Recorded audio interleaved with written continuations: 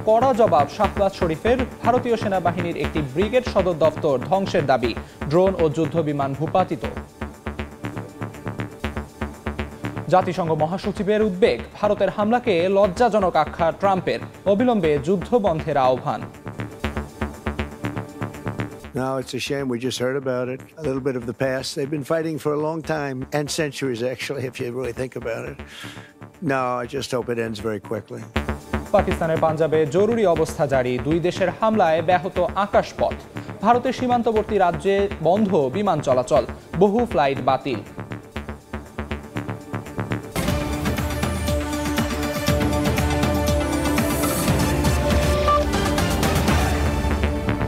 আন্তর্জাতিক সময়ের সঙ্গে আছি আমি আমিরুল ইসলাম আলিফ। পাল্টাপাল্টি হামলায় উত্তপ্ত ভারত পাকিস্তান। বুধবার পাকিস্তানের আজাদ কাশ্মীর ও অন্যান্য জায়গায় ক্ষেপণাস্ত্র হামলা চালিয়েছে ভারত। এতে শিশুসহ ৮ জন নিহত ও ৩৫ জন আহত হয়েছেন। হামলার দায় স্বীকার করেছে নয়াদিল্লি। পাল্টা জবাবে ভারতের 5টি যুদ্ধবিমান ও একটি ড্রোন ভূপাতিত করেছে পাকিস্তান। ভারতীয় সেনাবাহিনীর একটি ব্রিগেড সদর দফতর ও চেকপোস্ট ধ্বংসের দাবি করেছে ইসলামাবাদ। এদিকে ভারতের হামলাকে লজ্জাজনক আখ্যা দিয়েছেন মার্কিন প্রেসিডেন্ট ডোনাল্ড ট্রাম্প। পাকিস্তানের প্রতিরক্ষা মন্ত্রী খাজা আসিফ সংবাদ মাধ্যম ARY নিউজকে জানিয়েছেন, বেসামরিকদের লক্ষ্য করে চালানো এ হামলা কাপুরুষোচিত। ভারতের ক্ষেপণাস্ত্র হামলাকে যুদ্ধের পদক্ষেপ উল্লেখ করে তীব্র নিন্দা জানিয়েছেন দেশটির প্রধানমন্ত্রী শাহবাজ শরীফ। সামাজিক যোগাযোগ মাধ্যম এক্সের এক পোস্টে তিনি বলেন, শত্রুকে কখনোই তার ঘৃণ্য উদ্দেশ্যে সফল হতে দেয়া হবে না। এদিকে পাকিস্তানি ভূখণ্ডে ভারতীয় ক্ষেপণাস্ত্র হামলাকে লজ্জাজনক বলে আখ্যা দিয়েছেন মার্কিন প্রেসিডেন্ট ডোনাল্ড ট্রাম্প। এটা খুবই লজ্জাজনক। আমরা ওভাল অফিসে ঢুকতেই খবরটা পেলাম। আমার মনে হচ্ছে কিছু মানুষ আগে থেকেই আঁচ করতে পেরেছিল যে কিছু একটা ঘটতে যাচ্ছে। অতীত ইতিহাস থেকে বিচার করলেই তা বোঝা যায়। তারা দশকের পর দশক ধরে লড়াই করছে, আসলে শতাব্দীর পর শতাব্দী ধরে। আমি শুধু আশা করি এটা খুব দ্রুতই শেষ হবে। আর টালমাটাল এ পরিস্থিতিতে গভীর উদ্বেগ প্রকাশ করেছেন জাতিসংঘের মহাসচিব আন্তোনিও গুতেরেস। হামলার দায় স্বীকার করেছে ভারত। এক বিবৃতিতে দেশটির সশস্ত্র বাহিনী জানায়, অপারেশন সিঁদুর নামের অভিযানে পাকিস্তানের বেশ কয়েকটি জায়গায় হামলা চালানো হয়েছে। ভারতীয় সেনাদের দাবি, এই হামলায় সশস্ত্র গোষ্ঠীর অবকাঠামো লক্ষ্য করা হয়েছে। পাকিস্তানের সেনা সদস্যদের ওপর কোনো হামলা চালানো হয়নি। হামলার পরপর ভারতীয় সেনাবাহিনী তাদের এক্স অ্যাকাউন্টে একটি পোস্ট করে জানায়, ন্যায় বিচার নিশ্চিত হয়েছে। এদিকে দুই দেশের পাল্টাপাল্টি হামলার প্রভাব পড়েছে আকাশপথে। ভারতের পাকিস্তান সীমান্তবর্তী একাধিক শহরের বিমানবন্দর বন্ধ ঘোষণা করা হয়েছে। বাতিল করা হয়েছে অভ্যন্তরীণ ও আন্তর্জাতিক রুটে। প্রথম বিস্ফোরণে আমার বাড়িটা কেঁপে ওঠে। রাস্তায় বেরিয়ে দেখি সবাই দৌড়ে এসেছে, কেউ জানে না কি করছে। এরপর একের পর এক ক্ষেপণাস্ত্র আঘাতে পুরো এলাকায় বিশৃঙ্খলা ছড়িয়ে পড়ে। উত্তেজনা ছড়িয়ে পড়েছে ভারতের আকাশপথেও। সীমান্তবর্তী একাধিক শহরের বিমানবন্দর বন্ধ করে দিয়েছে দেশটির বিমান চলাচল কর্তৃপক্ষ। বাতিল হয়েছে অভ্যন্তরীণ ও আন্তর্জাতিক রুটের বহু ফ্লাইট। ভারতের একাধিক বিমান সংস্থা জানিয়েছে, জম্মু কাশ্মীর ও সীমান্তবর্তী রাজ্যগুলোতে ফ্লাইট চলাচল বন্ধ রয়েছে। এয়ার ইন্ডিয়া, ইন্ডিগো ও স্পাইস জেট সহ প্রধান এয়ারলাইন্সগুলো তাদের ফ্লাইট বাতিল ও রুট পরিবর্তনের ঘোষণা দিয়েছে। এয়ার ইন্ডিয়া জানায়, দুপুর পর্যন্ত জম্মু, শ্রীনগর, লেহ, যোধপুর, অমৃতসর, ভুজ, জামনগর, চণ্ডীগড় ও রাজকোটে তাদের সব ফ্লাইট বাতিল করা হয়েছে। পাশাপাশি অমৃতসরগামী 2টি আন্তর্জাতিক ফ্লাইট ঘুরিয়ে নেওয়া হয়েছে দিল্লি। এদিকে পাকিস্তানের পাঞ্জাবে ঘোষণা করা হয়েছে জরুরি অবস্থা। ভোররাতে মুখ্যমন্ত্রীর জারি করা আদেশে সব চিকিৎসক, স্বাস্থ্যকর্মী ও জরুরি বিভাগের কর্মীদের ছুটি বাতিল করা হয়েছে। প্রশাসনের কর্মকর্তাদের বলা হয়েছে অবিলম্বে কাজে যোগ দিতে। পাঞ্জাবের সব স্কুল, কলেজ, পাবলিক ও প্রাইভেট বিশ্ববিদ্যালয় আজ বন্ধ রাখার নির্দেশ দিয়েছে প্রাদেশিক সরকার। ইয়াসমিন অনন্যা, সময় সংবাদ। কাশ্মীরের পেহেলগামে সন্ত্রাসী হামলার পর থেকেই একে অপরকে কোণঠাসা করতে পাল্টাপাল্টি পদক্ষেপ নিতে শুরু করে ভারত পাকিস্তান। পানি চুক্তি থেকে শুরু করে দুই দেশের মধ্যকার বাণিজ্য ও জাহাজ চলাচল বন্ধের ঘোষণা শেষে ক্ষেপণাস্ত্র হামলা পর্যন্ত গিয়ে ঠেকে। 2 সপ্তাহেরও কম সময়ে কি কি পদক্ষেপ নিল দুই দেশ, তা নিয়েই এবারের প্রতিবেদন। পেহেলগামে হামলার 1 সপ্তাহ পার হতে না হতেই প্রথম ধাক্কাটা আসে ভারতের পক্ষ থেকে। হামলার সঙ্গে পাকিস্তানি জঙ্গিদের যোগ সাজসের অভিযোগে সিন্ধু পানি চুক্তি সাময়িকভাবে স্থগিত করে দেশটি। এই পদক্ষেপকে যুদ্ধের সমতুল্য আখ্যা দিয়ে ভারতের পক্ষ থেকে কোনো পানি প্রবাহ বন্ধ করা হলে আন্তর্জাতিক আদালতে যাওয়ার হুঁশিয়ারি দেয় পাকিস্তান। তবে কোনো পাত্তা না দিয়ে সিন্ধুর উজানে একযোগে 6টি নতুন জলবিদ্যুৎ প্রকল্পে কাজ শুরু করে ভারত। চুক্তি স্থগিত হওয়ায় পাকিস্তানকে আগাম নোটিশ না দিয়েই বাঁধ নির্মাণের পদক্ষেপ নেয় ভারত। কিরথাই, সাওয়ালকোট, পাকালদুল একে একে সব প্রকল্পে কাজ শুরু হতে থাকে। লক্ষ্যমাত্রা 10,000 মেগাওয়াট বিদ্যুৎ উৎপাদন। এদিকে পানির লড়াইয়ের মাঝেই বাণিজ্য যুদ্ধেও নামে দুই দেশ। পাকিস্তানি সব পণ্যের আমদানি নিষিদ্ধ করে ভারত, এমনকি বাতিল করা হয় পরোক্ষ ট্রানজিটও। জাহাজ চলাচলেও পড়ে কড়া বিধিনিষেধ। অবশ্য পাল্টা পদক্ষেপ নিতে পাকিস্তানও সময় নষ্ট করেনি। নিজেদের বন্দরে ভারতীয় পতাকাবাহী জাহাজ নিষিদ্ধ করে পাকিস্তান। বন্ধ হয়ে যায় দুই দেশের মধ্যকার আকাশপথ।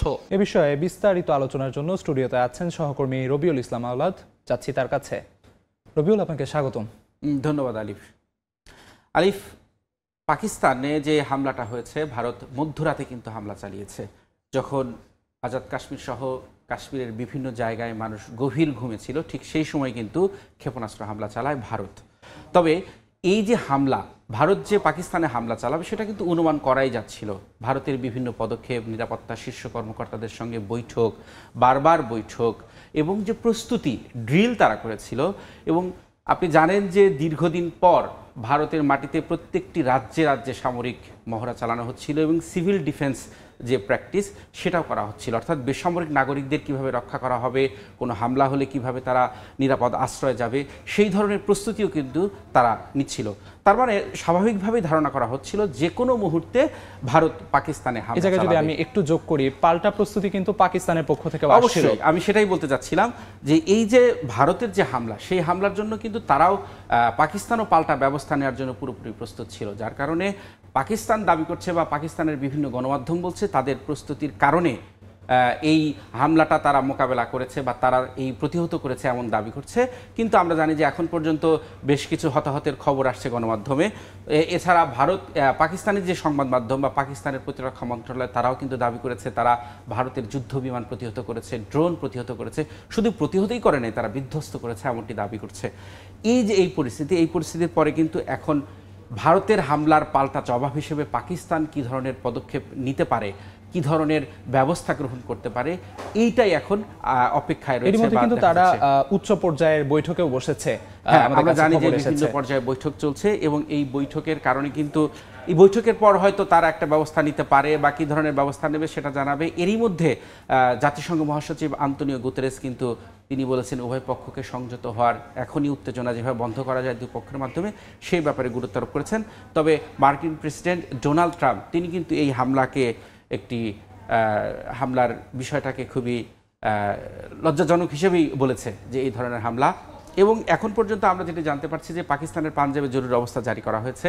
পাল্টা হামলা জম্মু কাশ্মীরে হামলা চালিয়েছে, সেখানে 3 ভারতীয় নিহত হয়েছে বলে বিভিন্ন গণমাধ্যমে খবর এসেছে। আলিফ, আমরা এই বিষয়ে আরও বিস্তারিত আলোচনা করব, তবে আমাদের সহকর্মী সুব্রত আচার্য তিনি কিন্তু কলকাতায় রয়েছেন। আমরা একটু তাকেও যুক্ত করতে চাই, তার সাথেও আমরা কথা বলতে চাই। সুব্রত, এই যে হামলার পরে ভারতীয়দের কি প্রতিক্রিয়া সে বিষয়ে একটু আপনি যদি আমাদেরকে জানান। রবিউল, আপনাকে ধন্যবাদ। আপনি সুন্দরভাবে আমাদের দর্শকদের বলছিলেন আপনার দিক থেকে। আপনারা জানেন যে পায়েলগাঁও এই হামলাটা হয়েছিল এবং যে হামলাটি বেছে বেছে শুধুমাত্র একটি ধর্মীয় যারা অধর্মাবলম্বী তাদেরকে বেছে বেছে মারা হয়েছিল এবং অধিকাংশই আপনি জানেন যে হিন্দু ধর্মের মানুষ এবং সে কারণেই সম্ভবত আজকের যে অপারেশনটির নাম দেওয়া হয়েছিল সিঁদুর। কারণ আপনি জানেন যে যাদেরকে মারা হয়েছিল তারা পুরুষ এবং প্রত্যেকেই সস্ত্রীক সেখানে গিয়েছিল।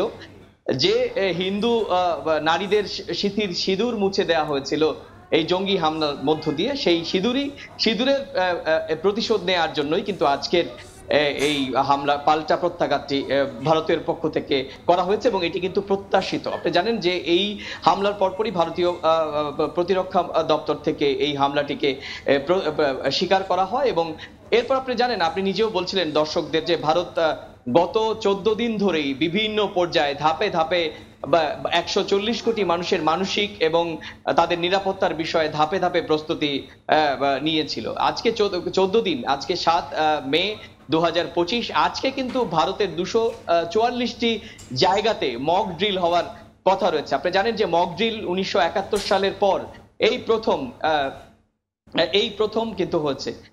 আর গতকাল যে আপনি জানেন যে গতকালকে ভারতীয় সময় 1:44 ভারতের 3 বাহিনী, নৌবাহিনী, বিমান বাহিনী এবং সেনাবাহিনী যৌথ যে স্ট্রাইক চালায় এবং এই স্ট্রাইক 9টি জায়গায় চালানো হয় এবং 24টি ক্ষেপণাস্ত্র ব্যবহার করা হয়। এটি কিন্তু ভারতের পক্ষ থেকেও দাবি করা হয়েছে এবং আপনি জানেন যেখানে পাক অধিকৃত কাশ্মীর, সেই পাক সরকারের পক্ষ থেকেও এই হামলার যে কথা সেটি স্বীকার করা হয়। এবার আপনি যেটা বলছিলেন যে এরপর আমাদের প্রিকশন কিরকম, ইতিমধ্যে উত্তর ভারতের রাজ্যগুলোর বিমানবন্দরগুলোতে বিমান ওঠানামা সীমিত করা হয়েছে। শ্রীনগর বিমানবন্দরের পুরো দায়িত্ব নিয়ে নিয়েছে ভারতীয় বিমান বাহিনী। আপনি জানেন যে সেখানে যুদ্ধকালীন মহড়া ইতিমধ্যে আপনি যে বিষয়টি বলছিলেন আমরা এর মধ্যে জানতে পেরেছি এবং যে বিষয়গুলো জানালেন এর জন্য আপনাকে ধন্যবাদ। আলিফ, আমাদের সহকর্মী সুব্রত আচার্য যেমনটি জানালেন কলকাতা থেকে, তিনি ভারতের যে প্রস্তুতি বা এই হামলার পরবর্তী যে পরিস্থিতি সেই পরিস্থিতি সম্পর্কে বিস্তারিত জানান। আমরা আরেকটু বিষয় জেনে রাখি যে এর পরেও কিন্তু অর্থাৎ ভারত যে হামলা চালিয়েছে পাকিস্তানে, সেই হামলার পরে কিন্তু এরই মধ্যে তারা আবার সিভিল ডিফেন্স নতুন করে আবার মহড়া শুরু করেছে। এই হামলার কারণে কিন্তু আকাশপথেও কিন্তু আমরা যেমনটি আগের প্রতিবেদনে দেখলাম যে বিমান চলাচল বিঘ্ন ঘটছে। পাকিস্তান সীমান্তবর্তী যে অঞ্চলগুলো রয়েছে ভারতের, সেই সব অঞ্চলের কিন্তু বিমানবন্দরগুলো এই বেসামরিক যে বিমান চলাচল সেটি কিন্তু একেবারেই বন্ধ হয়ে গেছে। এবং আমি যদি একটু আপনার সাথে যোগ করি, এই পরিপ্রেক্ষিতে অর্থাৎ ভারত পাকিস্তান মধ্যবর্তী যে সংঘাত, তার পরিপ্রেক্ষিতে বিশ্ব নেতাদের যে মত আমরা শুনতে পেলাম, ডোনাল্ড ট্রাম্প নিজে চাইলেন যুদ্ধ থামাতে, এই সব কিছু মিলিয়ে এর শেষ পরিণতি কোন দিকে যেতে পারে বলে আপনি মনে করছেন? শেষ পরিণতি এখন বল পাকিস্তানের কোর্টে। যেহেতু পাকিস্তান বলছে যে ভারত যে হামলা চালিয়েছে তার পাল্টা প্রতিরোধ ব্যবস্থার সম্পূর্ণ অধিকার রয়েছে তারা এবং এরই মধ্যে তারা ঘোষণা দিয়েছে যে তাদের পছন্দ মতো তারা সুযোগ বুঝে এটার ব্যবস্থা গ্রহণ করবে। এটি হলো ভারত পাকিস্তানের বক্তব্য। আরেকটি কথা যে বিভিন্ন দেশ এখন পর্যন্ত প্রতিবেশী যে চীন রয়েছে, চীন কিন্তু এখনো এই বিষয়ে হামলার বিষয়ে এখনো কোনো মন্তব্য করেনি। তবে এর আগে বিভিন্ন সময় তারা কিন্তু পাকিস্তানের পাশে দাঁড়ানোর কথা জানিয়েছে। তবে দুই দেশের মধ্যে আলোচনার মাধ্যমে উত্তেজনা কমানোর কথা বলেছে ইরান এবং ইরানের পররাষ্ট্রমন্ত্রী আজকেই ভারত সফর কথা রয়েছে, আমরা বিভিন্ন গণমাধ্যমে দেখেছি। এই অবস্থা এখন রয়েছে। তবে পরবর্তী পরিস্থিতি কোন দিকে যায় সেটি আসলে দেখা যাবে পরবর্তীতে পাকিস্তানের পদক্ষেপের উপর। আপনাকে অসংখ্য ধন্যবাদ আমাদেরকে আপনার মূল্যবান সময় দেওয়ার জন্য। আপনাকেও ধন্যবাদ। গাজায় ত্রাণ নিয়ে ইসরায়েলের নতুন পরিকল্পনা মানবিক নীতিমালা লঙ্ঘন করছে বলে অভিযোগ করেছে জাতিসংঘ। গাজায় বিদ্যমান ত্রাণ ব্যবস্থা বন্ধ করার প্রস্তাব প্রত্যাখ্যান করেছে জাতিসংঘের মানবিক সমন্বয় সংস্থা। আন্তর্জাতিক সংস্থাগুলো বলছে উপত্যকায় দ্রুত ত্রাণ চলাচল স্বাভাবিক না হলে নারী, শিশু ও বৃদ্ধ সহ হাজার হাজার মানুষ মৃত্যুর মুখে পড়বে। নেতানিয়াহুর আগ্রাসন আর অবরোধের মধ্যে জনপদটিতে দুর্ভিক্ষের দিকে যাচ্ছে মত বিশ্লেষকদের। আতঙ্ক আর অনাহার যেন গাজাবাসীর নিত্যদিনের সঙ্গী। সম্প্রতি গাজায় নতুন ত্রাণ পরিকল্পনা প্রস্তাব করে ইসরায়েল, যেখানে ত্রাণ কার্যক্রম আন্তর্জাতিক সংস্থা ও জাতিসংঘ থেকে সরিয়ে তুলে দেয়া হবে ব্যক্তি মালিকানাধীন প্রতিষ্ঠানের হাতে, যারা সেনা অভিযানের মধ্যেই বিভিন্ন সামগ্রী বিতরণ করবে। তবে এই সিদ্ধান্তকে সরাসরি মানবিক নীতিমালার পরিপন্থী বলে মন্তব্য করেছে জাতিসংঘের মানবিক সমন্বয় সংস্থা। বিষয়টি প্রত্যাখ্যান করে সংস্থাটি জানায়, গাজার ভেতরে ত্রাণ সরবরাহে এই পরিকল্পনা নিরপেক্ষতা ও স্বাধীনতার মূলনীতি ভঙ্গ করে। এদিকে অবরোধে গাজায় খাবার ফুরিয়ে যাচ্ছে এমনই সতর্ক বার্তা দিয়েছে রেডক্রস ও স্থানীয় এনজিও। খাবার নেই, পানি নেই, কোনো সহায়তা আমাদের কাছে পৌঁছায় না। আমি এখন যা করছি তা হলো চাল, বুলগুর আর পাথর আলাদা করছি। দেখতেই পাচ্ছেন আমরা পাথর খেতে বাধ্য হচ্ছি, কারণ আটা নেই, খাবার নেই, পানি নেই। আমার বাচ্চারা সারাক্ষণ ক্ষুধায় কাঁদছে। এটা পাখির খাবার, মানুষের খাওয়ার যোগ্য না। তবুও আমরা এটা রান্না করি শুধু যেন বাচ্চারা একটু চুপ হয়। জিনিসপত্রের দাম আকাশ ছোঁয়া, কিন্তু তাও কিছুই পাওয়া যায় না। উপত্যকাটির রাফা শহরে চালু থাকা একমাত্র কার্যকর হাসপাতালেও চলছে সরঞ্জামের তীব্র সংকট। হাজারো পরিবারকে একবেলা গরম খাবার দিচ্ছিল যেসব কমিউনিটি কিচেন, সেগুলোর কার্যক্রমও বন্ধ হতে চলেছে কয়েকদিনের মধ্যে। জাতিসংঘ ও আন্তর্জাতিক সংস্থাগুলো বলছে, ত্রাণ ব্যবস্থা না খুললে হাজার হাজার মানুষ মৃত্যুর মুখে পড়বে, বিশেষ করে নারী, শিশু ও বৃদ্ধরা। অর্জিতা শেহজিন, সময় সংবাদ। পশ্চিম তীরের মাসাফারিয়াত্তা অঞ্চলের এক গ্রামে ইসরায়েলি সেনা অভিযানে গুঁড়িয়ে দেওয়া হয়েছে বসতবাড়ি, গুহা, পানি আর বিদ্যুৎ ব্যবস্থা। গৃহহীন হয়েছেন অন্তত 50 জন, যাদের অনেকেই প্রজন্মের পর প্রজন্ম ধরে অঞ্চলটিতে বাস করছিলেন। পশ্চিম তীরের খালেদ আলদাবে গ্রামে সোমবার সকালেই ভারী যন্ত্রপাতি নিয়ে প্রবেশ করে ইসরায়েলি সামরিক বাহিনী। বাড়ি থেকে বাসিন্দাদের জোরপূর্বক বের করে একে একে গুঁড়িয়ে দেয় 9টি ঘর, 5টি তাঁবু ও অন্যান্য স্থাপনা। বিচ্ছিন্ন করা হয় পানি ও বৈদ্যুতিক সংযোগ। গ্রামটিতে প্রায় 120 জনের বসবাস ছিল। ভেঙে ফেলা হয়েছে গুহা, স্কুল সহ প্রায় সব অবকাঠামো। বাসিন্দারা জানান, চোখের সামনে গুঁড়িয়ে যেতে দেখেছেন নিজেদের ঘর। সব ধ্বংসস্তূপে পরিণত হলেও স্থান ত্যাগ না করার কথা বলছেন। তাদের অভিযোগ, বাসিন্দাদের উচ্ছেদ করে এই জমি দখলে নেয়াই ইসরায়েলের একমাত্র উদ্দেশ্য। আমরা কেন এখান থেকে চলে যাব? আমরা এই মাটিতেই মরতে চাই। এই জমি আমাদের।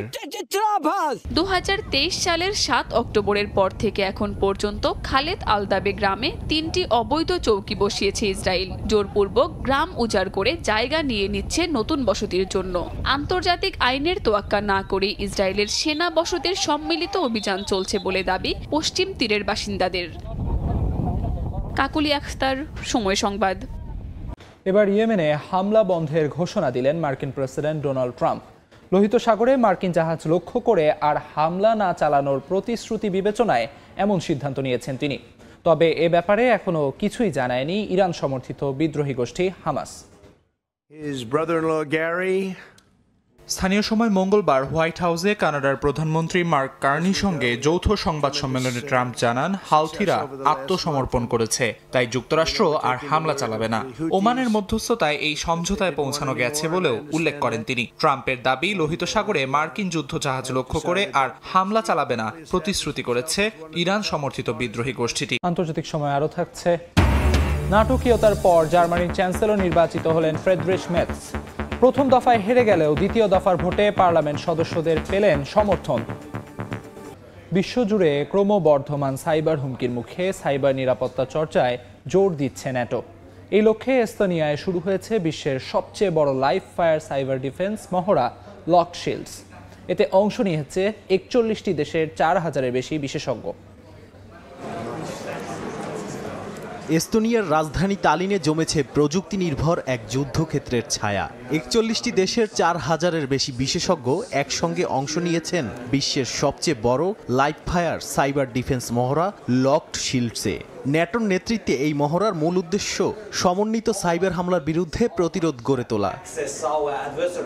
কল্পিত দ্বীপরাষ্ট্র বেরিলিয়াকে ঘিরে সাজানো হয়েছে পুরো অনুশীলন। সেখানে একযোগে আক্রমণ চালানো হয়েছে গুরুত্বপূর্ণ অবকাঠামো, যোগাযোগ ব্যবস্থা ও আর্থিক খাতে। অংশগ্রহণকারীরা বাস্তব জীবনের অনুরূপ বিভিন্ন চ্যালেঞ্জ মোকাবিলায় একসঙ্গে কাজ করেন। কেউ রক্ষা করেছেন, কেউ পর্যবেক্ষণে ছিলেন, আবার কেউ নেতৃত্ব দিয়েছেন জবাবদিহিতায়। সম্প্রতি স্পেন ও পর্তুগালে ঘটে যাওয়া ব্ল্যাকআউট স্মরণ করিয়ে দেয় সাইবার নিরাপত্তার গুরুত্ব। প্রযুক্তি নির্ভর বিশ্বে এখন প্রতিটি অবকাঠামোর বিকল্প ব্যবস্থা থাকা জরুরি, কারণ একবার ভেঙে পড়লে শুধু যোগাযোগ নয়, থমকে যেতে পারে পুরো অর্থনীতি। নাদিম মারজান, সময় সংবাদ। নাটকীয়ভাবে প্রথম দফায় হেরে যাওয়ার পর কয়েক ঘন্টার ব্যবধানে দ্বিতীয় দফার ভোটে পার্লামেন্ট সদস্যদের সমর্থন পেয়ে জার্মানির চ্যান্সেলর নির্বাচিত হয়েছেন ফ্রেডরিশ মেটস। মঙ্গলবার বিকেলে দ্বিতীয় দফার ভোটে 325 জন আইন প্রণেতা তার পক্ষে সমর্থন দেন, যেখানে চ্যান্সেলর হতে প্রয়োজন ছিল 316 ভোট। বিটু বড়ুয়া রিপোর্টে বিস্তারিত। জার্মানির 10ম চ্যান্সেলর নির্বাচিত হয়েছেন দেশটির রক্ষণশীল রাজনৈতিক দল ক্রিশ্চিয়ান ডেমোক্রেটিক ইউনিয়ন CDU এর প্রধান ফ্রেডরিশ মেটস। মঙ্গলবার দেশটির পার্লামেন্টে আয়োজিত দ্বিতীয় ধাপের ভোটে 325 জন আইন প্রণেতার সমর্থন পেয়ে চ্যান্সেলর পদে তিনি ওলাফ শলসের স্থলাভিষিক্ত হন। নির্বাচিত হওয়ায় পার্লামেন্টের সবাইকে ধন্যবাদ জানান তিনি।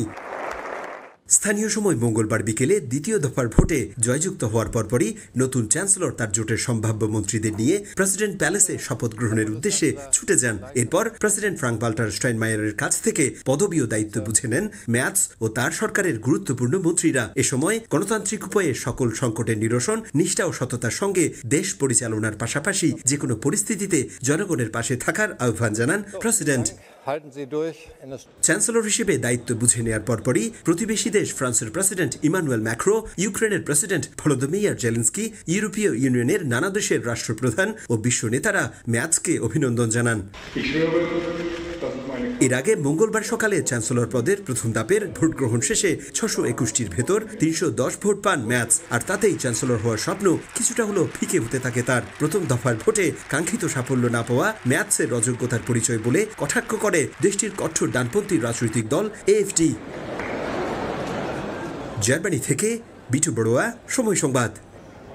ইন্দোনেশিয়ার সুমাত্রা প্রদেশে ভয়াবহ বাস দুর্ঘটনায় 2 শিশুসহ নিহত হয়েছেন অন্তত 12 জন, চালকসহ আহত 23 জন। স্থানীয় সময় মঙ্গলবার 34 জন যাত্রী নিয়ে মেডান থেকে রাজধানী জাকার্তার পথে যাচ্ছিল আন্তঃপ্রাদেশিক বাসটি। হঠাৎ ঢালু সড়কে ব্রেক ফেল করায় যাত্রীবাহী বাসটি নিয়ন্ত্রণ হারিয়ে উল্টে যায় বলে জানিয়েছে পুলিশ। ঘটনাস্থলেই বেশিরভাগই বাসের নিচে চাপা পড়ে প্রাণ হারান। আহতদের দ্রুত হাসপাতালে স্থানান্তর করা হয়েছে। এদের মধ্যে 13 জনের অবস্থা আশঙ্কাজনক বলে জানিয়েছে চিকিৎসকরা।